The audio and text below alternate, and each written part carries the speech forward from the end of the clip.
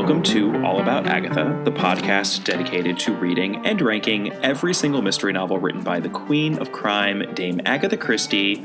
I am Kemper Donovan. I'm Catherine Brobeck. And this is the Sunningdale Mystery, a Tommy and Tuppence short story within the greater Partners in Crime collection. It has been a little while since we have visited our dear friends Tommy and Tuppence Beresford, but we wanted to see how they're doing, sit down for a spell or two with them. Let me just put it this way, Kemper. I think that when we next meet them in novel form, they're going to be full-blown grown-ups. Exactly. That was also our concern. We obviously want to be done with the Partners in Crime collection by the time we get to N or M, which we're not getting to for a while, but we figured that it was high time we revisited the Beresfords. So, Catherine, tell us a little bit about the publication history of this short story. So, the Sunningdale Mystery was first published where else but in the Sketch. We haven't been to the Sketch in a while. I feel like we should all be very excited to find our friend the Sketch back. But that was on October 29th, 1924. And it was called the Sunningdale Mystery. Which is interesting for reasons that we will get into about Sunningdale, where Agatha Christie was in fact living when she wrote this mystery.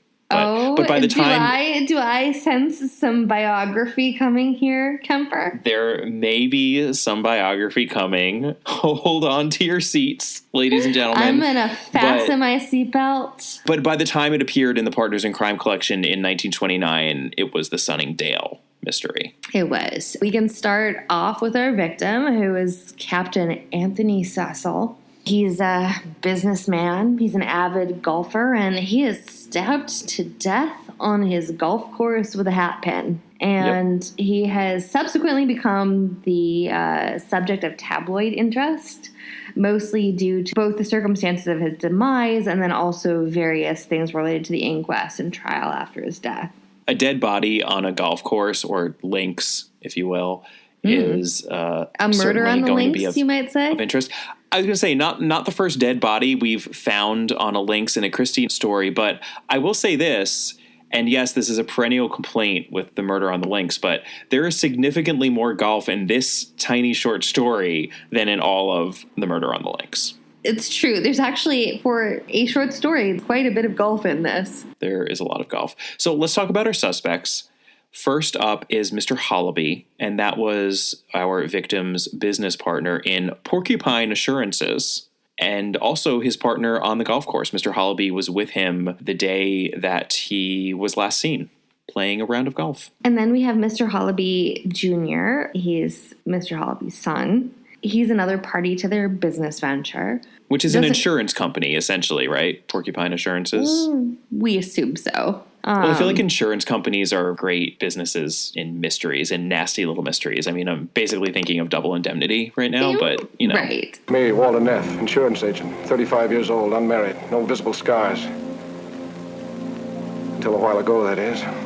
And then we have, much like Double Indemnity, I think we have a blonde, don't we? We sure do. We have a pretty young blonde named Doris Evans, who the police arrest for the death of Captain Cecil, and that's because she was seen in the area around the time that he disappeared, and her hat and coat fibers were found on his remains. So that is certainly suspicious. Very much so. And then we have Mrs. Cecil, who's Captain Cecil's wife. She was in town on that Wednesday. So she says. As Tuppence says later in the story, I never trust a wife who's just away when something happens. No. I feel you, Tuppence. Then we have the woman in the brown skirt, not to be confused with the man in the brown suit. So the woman in the brown skirt is a tall woman who mysteriously meets our victim, Anthony Cecil, on the golf course when he is playing this round of golf with Mr. Hollaby. And the woman seems to upset him. And then after they've spoken and he seems to return to his game of golf, causes him to throw off his game the next few rounds. He plays terribly. And then we have the other golfers who are playing the round behind Cecil and Hollaby. So they're witnesses to our mysterious brown-skirted woman, and then also to Cecil's game going horribly awry. So they are the ones who give testimony to this. All right, well, let's talk about the world as it appears to be. It's Tommy and Tuppence, so the story opens up, of course, with them being bored. How else do we ever start a Tommy and Tuppence story except with them being sort of bored and not having enough to do? Just never having anything to do because they always seem to be out of work and looking for a new case and at a loss as to what to do. So Tommy drags Tuppence into an ABC shop, and I wasn't exactly sure when I was reading this. Well, two things happened when I read about the ABC shop. I wasn't sure what it was, and I thought that this was the same kind of a shop where they go to one in A Secret Adversary. Well, that is exactly what I thought too, Catherine, and you are sort of correct, but sort of not correct. Because in The Secret Adversary, what they go to is actually a Lions shop. So Lions apparently was this series of shops that existed in the 20s where you could also get a coffee and a tea or a sort of small quick lunch. But the ABC that they go to here is also a series of shops, but it was slightly different. Interestingly, the ABC does not refer to the alphabet. It's actually an initialism for Aerated Bread Company, which was the full name of this company, which had been around forever at that point, I believe since 1862. So this was very much like...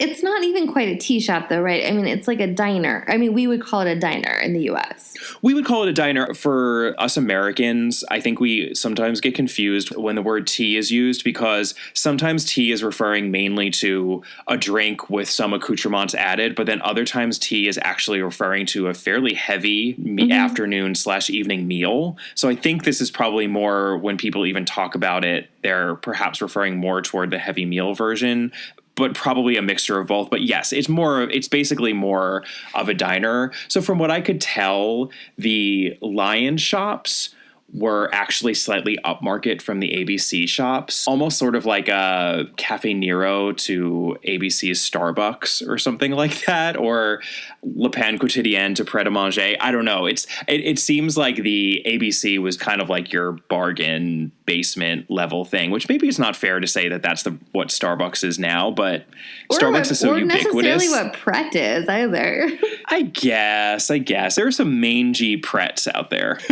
You know what? I will just put this forward. If Pret would ever like to expand to Los Angeles, I would be grateful myself. So I would be grateful actually if there was a Pret. There's not quite the equivalent of this vast chain of diner establishments as there seemed to have been back then. But in any case, but maybe like it's almost like Friendlies, or Denny's. Maybe Denny's, because Tuppence is super not excited to go. No, she's very like, unhappy. Oh, the ABC. Okay. Yeah. So basically he's like, do you want to get some moons over my hammy down at the Denny's? And she's like, if we must. I mean, I think I would divorce someone if that happened. So they go to the Aerated Bread Company. They sit down and proceed to have a very long lunch because we actually never leave the ABC shop again in the story, do we? At any point. The entire story takes place at their table. Yes, it does. Because, again, this is the Partners in Crime series, and each of these stories is an homage in some way to another mystery writer, somewhat contemporary with Christie. She was having fun here, sometimes satirizing, but usually just more... Well, they're not even necessarily homages. They pay reference to. How about that? I mean, I don't know that... Yeah, she's referencing other mystery writers of her time. And who is she referencing in this one, Catherine? Well, we are led to believe that what Tommy wants to do is reenact the Old Man in the Corner series of short stories. For those of you unfamiliar, they were written by the Baroness Emma Arksey, who, if you're not familiar with the Old Man in the Corner short stories, and I think that you are forgiven if you're not familiar, you would probably best know her for writing the Scarlet Pimpernel novels. Right.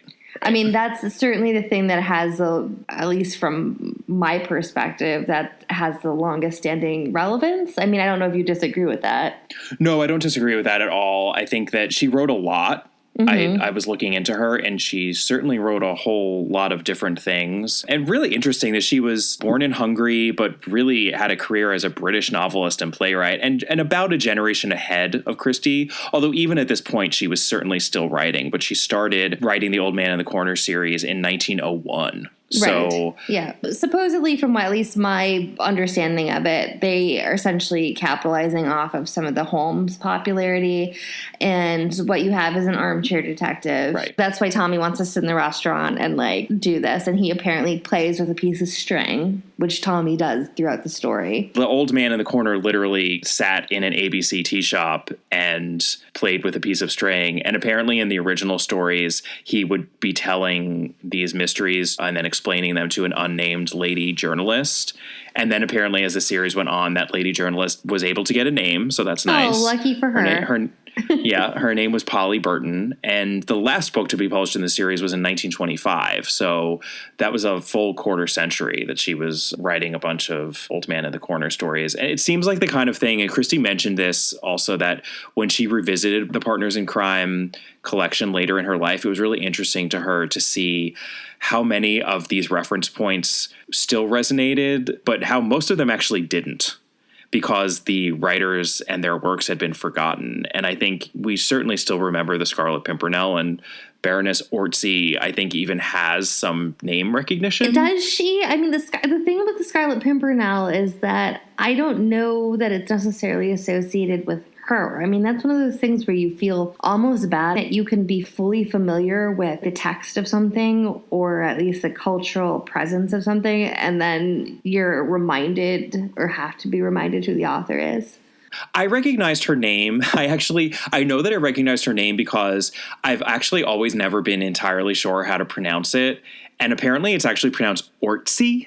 It looks like it's pronounced Orczy because it has a Z in it, but it's one of those names that's always befuddled me a little bit. So, Hungarian is not easy to pronounce. Right. The name was somewhat familiar, but no, you're right. I actually wonder how many people even know the Scarlet Pimpernel at this point, to be perfectly honest, but I think that you will certainly I think you'll get a lot more people who will recognize that than you will knowing the author who created it. Yeah. I actually didn't even realize, by the way, that the Scarlet Pimpernel introduced the whole idea of a hero with a secret identity. Like this whole notion of superheroes having an alter ego. Yeah, it's a Scarlet Pimpernel. He saves people during the Reign of Terror. His alter ego was Sir Percy Blakeney, and he was an alter ego in exactly the same way that Bruce Wayne is an alter ego for Batman. The Scarlet Pimpernel would hide behind him as this larger-than-life playboy who, was also kind of a little bit of a loser,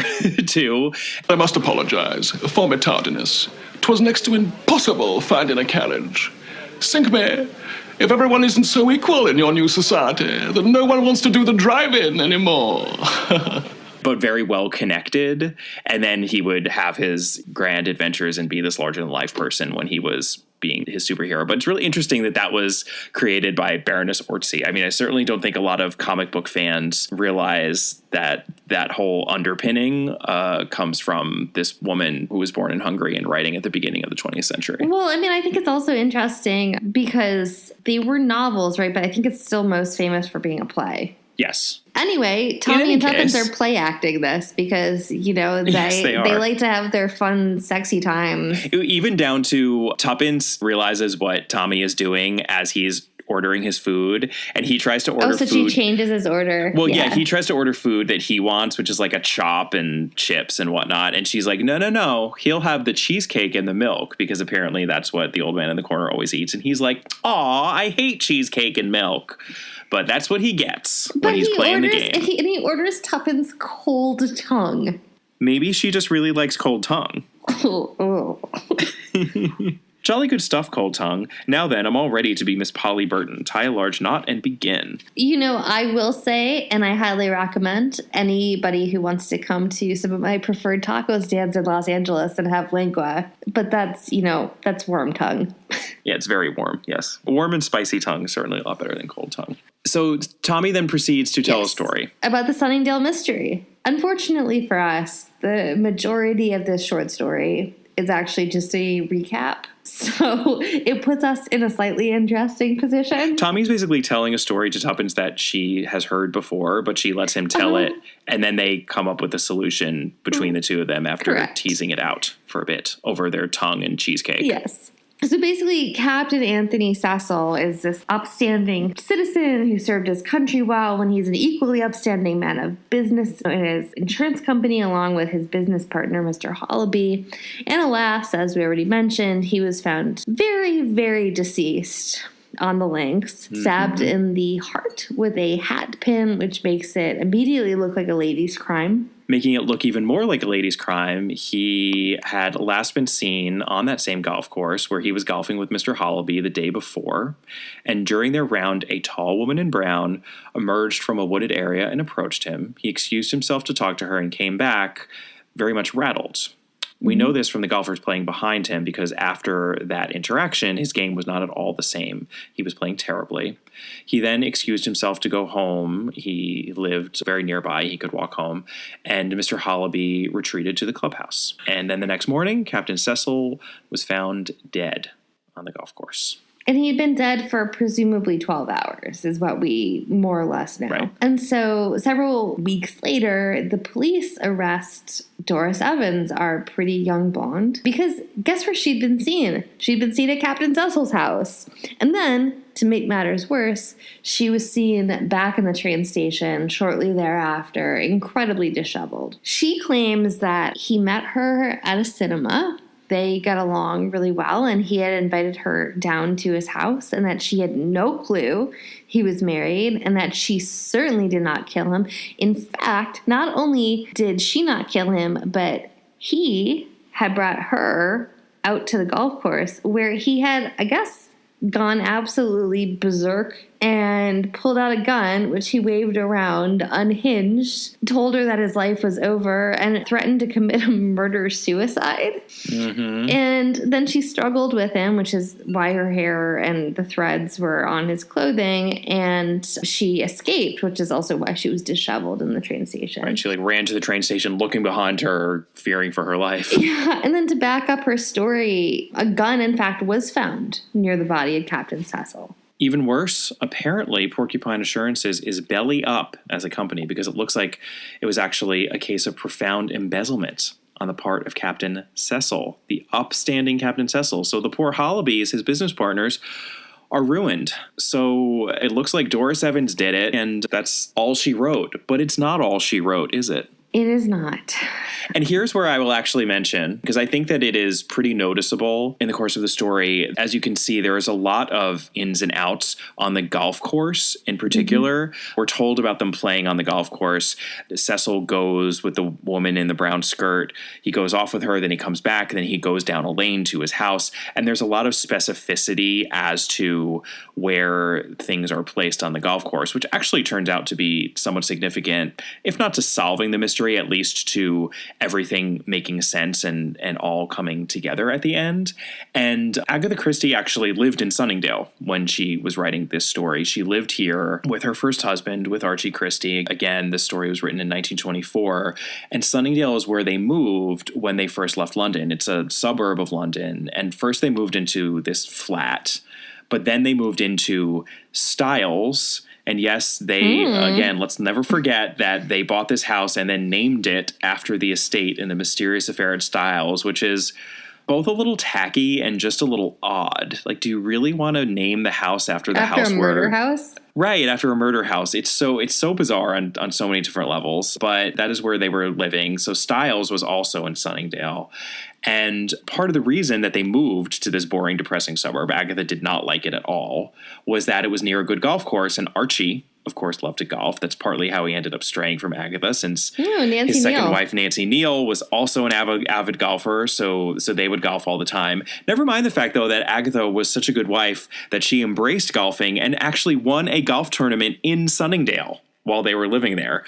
I'm not sure if it was at the Sunningdale golf course, but it almost definitely was. So she knew this golf course really well, and I'm pretty sure that she is basing the geography of this murder on an actual golf course. I think that's kind of interesting, and it's, of course, even more interesting that this is all drawn from what would end up being such a tumultuous part of her life. This story was published, I think, before she had really started to sour on the area. She would eventually not have fond thoughts of it at all. And then, of course, would also much more famously disappear from Sunningdale for her 11-day disappearance. So one could make the argument that the real Sunningdale mystery is the disappearance of Agatha Christie, but this is the much sunnier, so to speak, Sunningdale mystery that she chose to publish. So with that, the much sunnier mystery of a man being stabbed in the heart to death. That in mind, let's talk about the world as it actually is, because of course not all is as it seems. There are two principal clues here, but it would be helpful for all of us to remember some of our cardinal Christie rules, such as the lady loves her costumes. So, yeah. Catherine, let's talk about clue number 1. All right. So Captain Cecil wears a blue jacket. We're told that the men who found the body didn't even have to turn him over because they could recognize his bright blue jacket from space, basically. And so the deduction here is, what do we think when... Ruh-roh. Quote Scooby-Doo. What do we think when someone is identified by clothes more than anything else? What have we learned at this point? It might just be that their clothes, they can be slipped on by other people. Remember Miss Marple at her depressing little Christmas stay at that spa to deal with her arthritis, and there was a body dressed up to look like one person when it was actually a maid. And that was like fighting rigor mortis and everything. Yeah, I mean, it was a maid who had died of sepsis, who was dragged through a window and put into another room. Merry Christmas! This poor maid was basically Weekend at Bernie'd. Should have been out there sailing with us today, Bernie. Sun was fabulous, wind was fabulous. We had a great time. Oh, hi, guys. Hi. Love you, darling. Just love you. You know, you could use a little sun. We're going out again tomorrow if you want to go. Lie on the deck, catch those rays. Don't worry. I'll help myself. He's dead. That's the idea, is it? Cheers. This is way less extreme than that, but yes, based off of that story and others, we should be skeptical. We are getting into Weekend at Bernie's territory in this story too. We are. We'll get there. So clue number 2, we're still on costuming here. The woman in the brown skirt who is also tall. The fact that it's repeated multiple times that she's tall should be an instant clue, i.e., perhaps it's a man.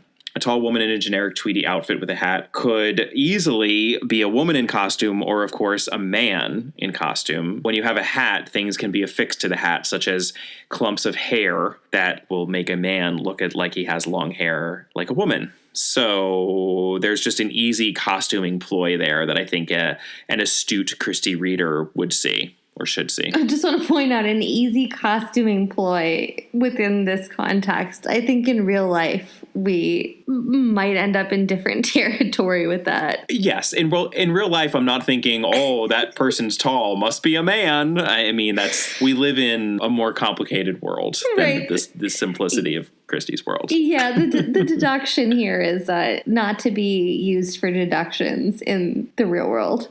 Don't try this at home.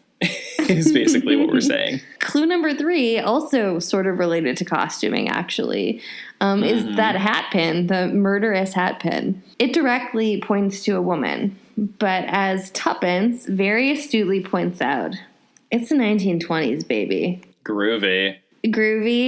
Women aren't so stuffy as to need hat pins anymore. They have slick, pull-on, like tight cloches, and they have edgy bobs. And women don't actually save weird, outdated grooming items as souvenirs. And I will say, I want to shout out the adaptation, which we'll talk about at the end of the episode. But we are big fans of the adaptations of the series Partners in Crime with Francesca Annis and James Warwick. And Francesca Annis wears a fantastic tight silver lame sort of helmet hat in the beginning of this episode, and it costs a lot of money, and there's this back and forth with her and Tommy, and it's a little bit of a clue because she then makes the point about how women wear hats nowadays, and she's still wearing the hat when she makes that point at the ABC shop. So we are clearly outside of hat pins at this point in history. The assumption here is one of two things. Either a real frumpster committed this crime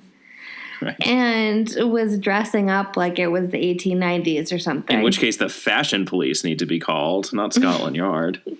Maybe Scotland Yard has a fashion police department. Possibly just dedicated entirely to murders committed via hat pin. So either that, or it was staged to look like a woman did it, and somebody who did not know that women didn't use hat pins anymore, presumably a man, orchestrated it to look like that. Clue number 4, the infidelity angle. Captain Cecil is supposedly inviting down young Doris Evans, even though by all accounts he has a happy marriage with his wife, or at least isn't obviously cheating on her. So he lures down this young woman on a day when both his servants and wife are out of town, and then on the same day he has an unfortunate golf encounter. Deduction here is that this seems somewhat unlikely. There's just a lot going on for Captain Cecil in one day. Right. Yeah. And he was having a very, very busy day. right. Like, if it did happen, then he's a really poor planner. Like, he went out of his way to bring this woman down when he was also having this golf game. The encounter with the tall woman in the brown skirt wasn't necessarily planned, of course. In fact, it seems like it wasn't planned at all. But it just seems like a lot is going on all in one day for Captain Cecil if he is actually behind it. So there's probably some other reason why Doris is lured down there only to be threatened in a murder-suicide by the man who she believes is Captain Cecil. Oh, are you spoiling something there?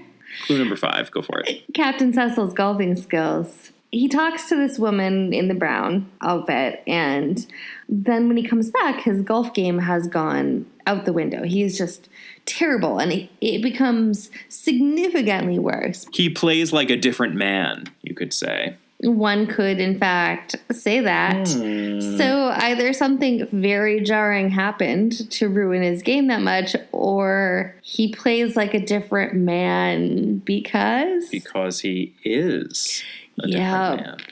Yeah. All right, let's get into our resolution here. Tommy and Tuppence work through this clue set, still over their tongue and cheesecake, which really might be the most revolting combination of food ever. And milk. And milk, right. Cold tongue, ice cold milk, and cheesecake. Yeah, cold tongue cheesecake. And I like cheesecake, by the way. Milk. Unlike Tommy, I don't think that it's bilious and yellow. It's one thing if you're being served it with your best friends or out on the lanai in Miami. Let me get the cheesecake and we'll talk. Oh, my God. Blanche, what's wrong? Here we are in the middle of a crisis, and there's no cheesecake. Didn't we buy one yesterday? Yes, but I found 2 gray hairs. Blanche, you're over 50. Finding 2 gray hairs is no reason to eat a whole cheesecake. I found the 2 gray hairs in the cheesecake. So I threw it out. Hi, girls. I figured this might happen, so I went out and bought a cheesecake. Oh, Rose, that's great. What's really great is they fired that gray-haired baker who refused to wear a net. Well, let's slice this baby up and see if we can solve our Sophia problem. Here, darling. Oh, do you know how many problems we have solved over a cheesecake at this kitchen table? No, Dorothy, exactly how many? 147, Rose. It's another thing if you're being served it with gross cold tongue and milk. He needs to come to New York and have a solid New York cheesecake, which is white, not yellow. Right. Or, again, I know some ladies he could go visit in Miami. Cheesecake. Cheesecake. Cheesecake. They realized that the solution is that the woman in brown was a man who still thought that hat pins were fashionable and who was pretending to be a woman to throw evidence away from himself. They're basing this only on news clips, and they've decided that based on the news clips, in fact, there was a man in drag who is a hat pin murderer. But that is exactly what the old man in the corner would do. Well, no, he would rely on sensationalistic newspaper accounts. Well, and that's exactly what they do. But I just want to point out that Tommy and Tuppence, they might be right, but their assumptions are not necessarily those that I would leap to. It's true, and we're always railing against readers making assumptions on this podcast, but, in this case, the assumptions are warranted. Mm-hmm. It's an exception, but I think it's an exception just because Christie got tired. She was like, I need to turn in this story. The sketch needs another story. I'm contracted for like a dozen stories a day at the sketch. It's 1924. I'm bored out of my mind in Sunningdale. Archie is off playing golf for the 19th time with this woman, Nancy. I kind of hate my life right now. Let's get to the solution. So let's do that. So yeah, they make all these assumptions.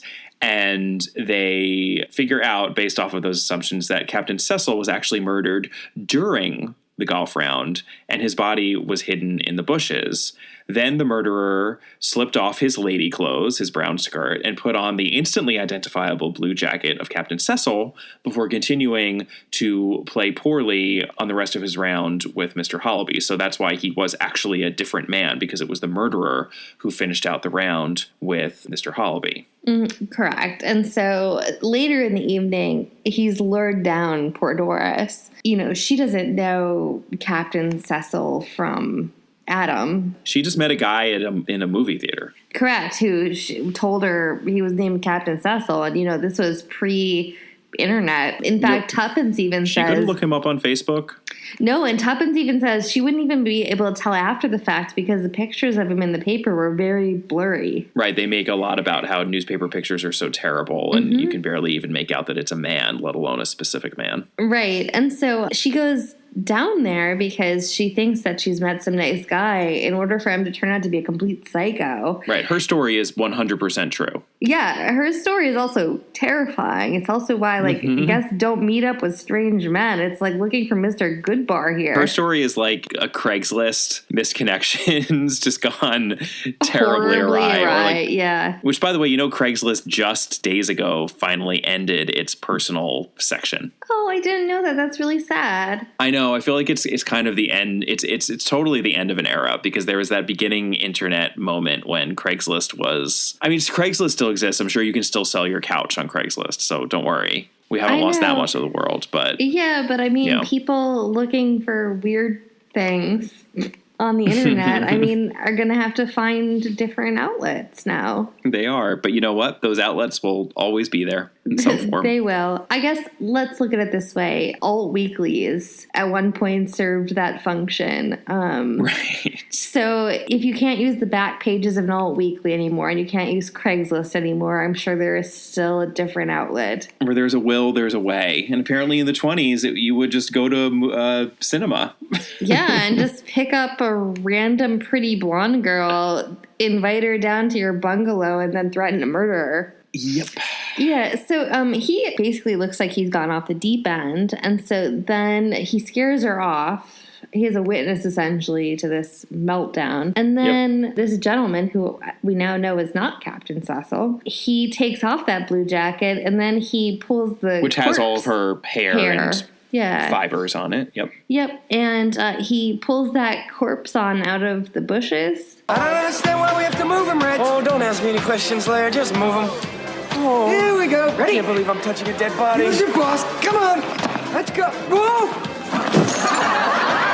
I want to get her up. Oh, Bertie, you're just darling. Come on, you had too much again, you big knucklehead. He puts blue jacket back on him.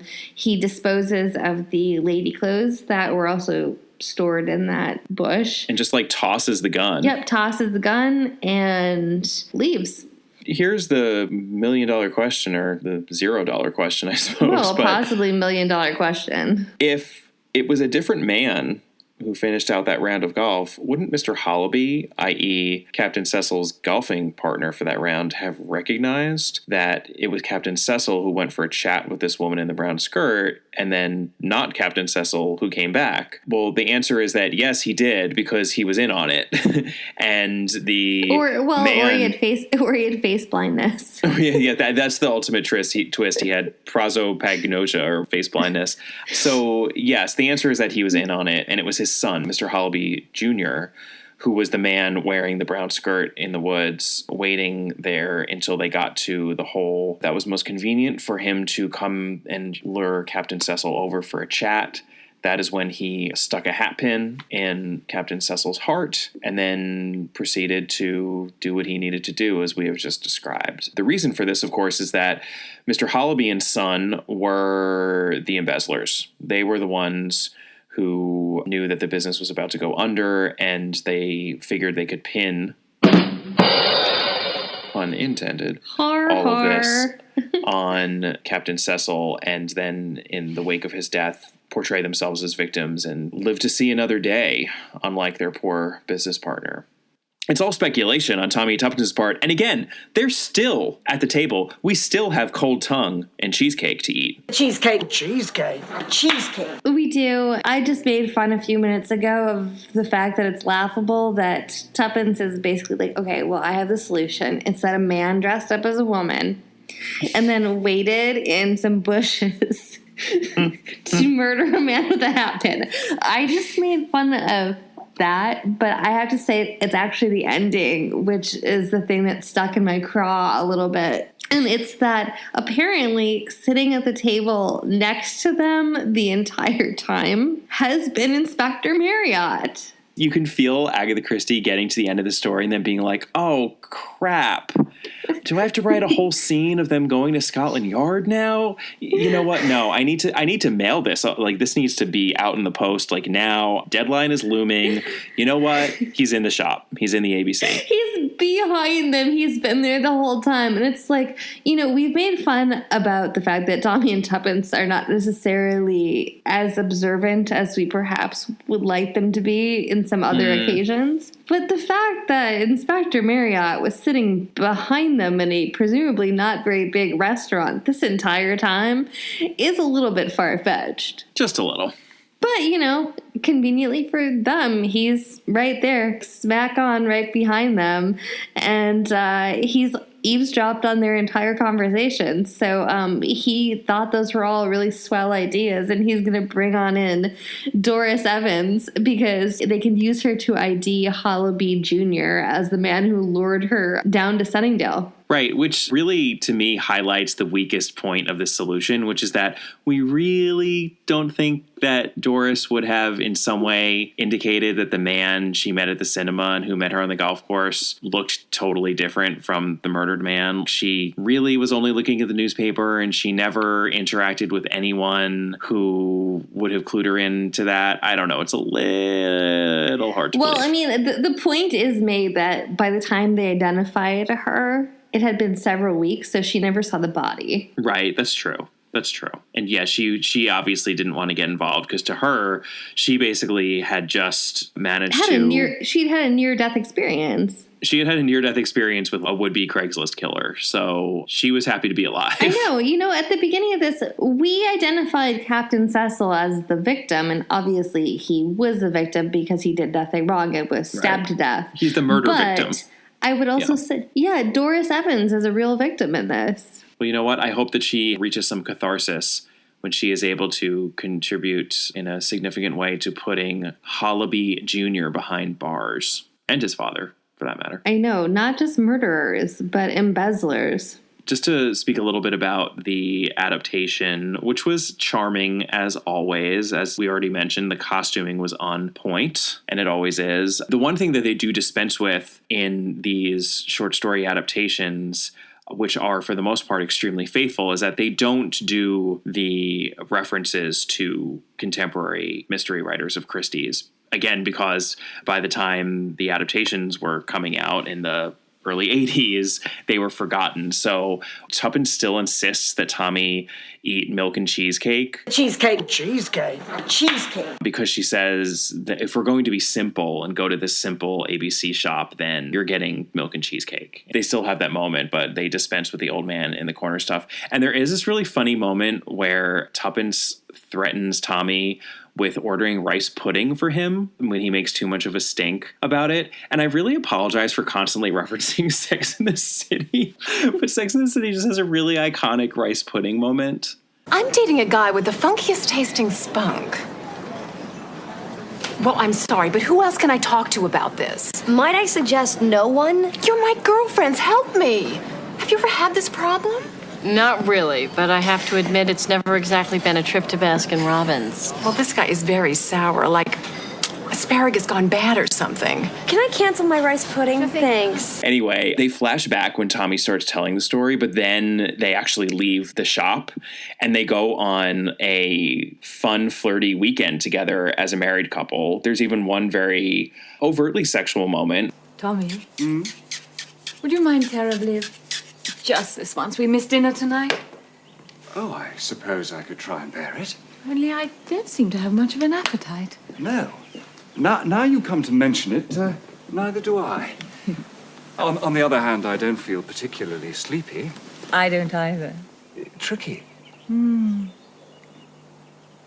Let's try and think of something. Let's. They revisit all of the various scenes of this crime in and around the golf course, which is more fun, actually, than the rehashing of the story, I think, that we get in the original. So that's cool. You know what? I will say this much. I think that maybe initially we were a little bit critical of the production values in Partners in Crime, but it's sort of delightful. It's sort of delightful, and I think comparing it to the Agatha Christie Hour episodes that we've been watching recently as we go through the Listerdale mystery and the Parker Pine short stories, it has a similar production value, but the chemistry between Francesca Annis and James Warwick is really good. They're both good together and on their own as those characters, even though they're playing slightly different characters from what we get in the stories, which we've talked about before. They're very charming. But they're very charming, and the stories lend themselves to light hour-long adaptations in a way that not all of these Christie short stories do. Not all of the Tommy Tuppence stories, but many of them really do, because they're not that complicated, but they're small, light mysteries. And I think for the most part, those adaptations really work. So I agree. I've come to appreciate them more than I did when we first started watching them. Yes. So to our Facebook friends who have in the past told us to be a little bit less judgmental towards these beloved 80s treasures.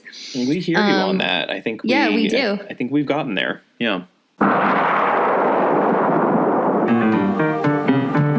Costuming. It's related, obviously, to the actor rule, but it's its own rule now, and we've been seeing it a lot. Oh, I mean, it comes up. Yeah, it comes up so often that you have to red flag it. Well, that is the Sunningdale Mystery. Join us next time for another short story. We are actually returning to the Mysterious Mr. Quinn collection, and we'll be covering the second story there. That is The Shadow on the Glass. And of course, on the slightly further horizon, a couple of weeks from now, we should also mention our next novel. Yes, it is a Poirot novel, and that would be Appointment with Death. In the meantime, you can always contact us. You can email us at allaboutthedame@gmail.com, or find us on Twitter at allaboutthedame, or find Catherine individually at Brobcat. We're also on Facebook. Our Facebook page is All About Agatha, and we are on Instagram, also at All About Agatha, and we love getting ratings and reviews from you. It really helps us out and helps us find more listeners like you, and we will see you next time. Bye. Bye.